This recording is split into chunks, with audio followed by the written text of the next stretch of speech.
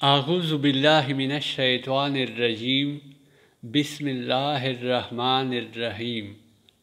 حضرت موسیٰ علیہ السلام اپنی ماں کی وفات کے بعد اللہ تعالیٰ سے ہم کلام ہونے جا رہے تھے کہ راستے میں ٹھوکر لگنے سے گرنے ہی لگے تھے۔ غیب سے آواز آئی، اے موسیٰ سنبھل کر چل، اب تیرے پیچھے دعا کرنے والی ماں نہیں ہے۔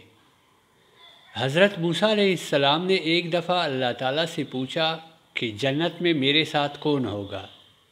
ارشاد ہوا فلاں قصاب ہوگا۔ آپ کچھ حیران ہوئے اور اس قصاب کی تلاش میں چل پڑے۔ وہاں دیکھا تو ایک قصاب اپنی دکان میں گوشت بیچنے میں مصروف تھا۔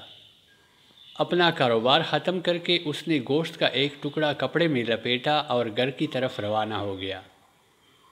حضرت موسیٰ علیہ السلام نے اس کسائی کے گھر کے بارے میں مزید جاننے کے لیے بطور مہمان گھر چلنے کی اجازت چاہی۔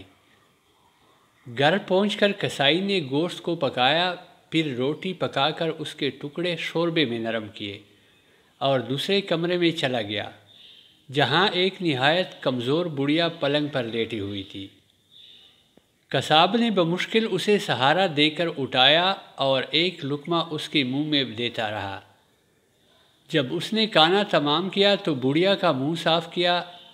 بڑھیا نے قصاب کے کان میں کچھ کہا، جسے سن کر قصاب مسکرایا اور بڑھیا کو واپس لٹا کر باہر آ گیا۔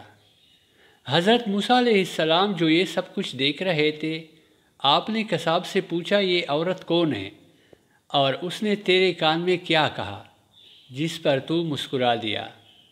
قصاب بولا، ارے اجنبی، یہ عورت میری ماں ہے۔ گھر پر آنے کے بعد سب سے پہلے اس کے کام کرتا ہوں۔ یہ روز خوش ہو کر مجھے دعا دیتی ہے کہ اللہ تجھے جنت میں حضرت موسیٰ علیہ السلام کے ساتھ رکھے، جس پر میں مسکرا دیتا ہوں کہ بھلا میں کہاں اور موسیٰ کلیم اللہ کہاں۔ ہماری نئی نسل میں والدین کے لیے عزت و احترام کا رجحان کم ہوتا نظر آ رہا ہے۔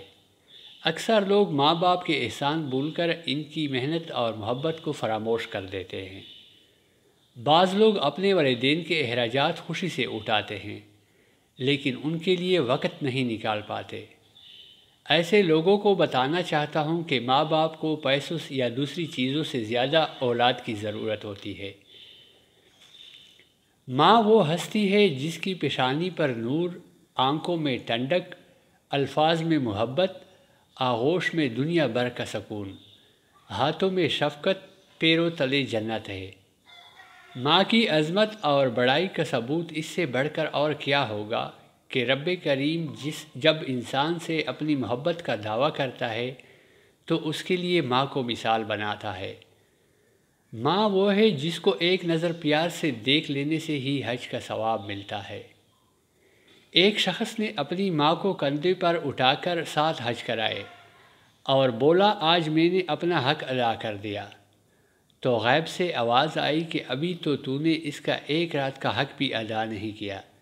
جب تو نے سوتے میں بستر گیلا کر دیا تھا تو تیری ماں ہی تھی جس نے تجھے خشک جگہ پر لٹا دیا اور خود گیلی جگہ پر لیٹ گئی تھی۔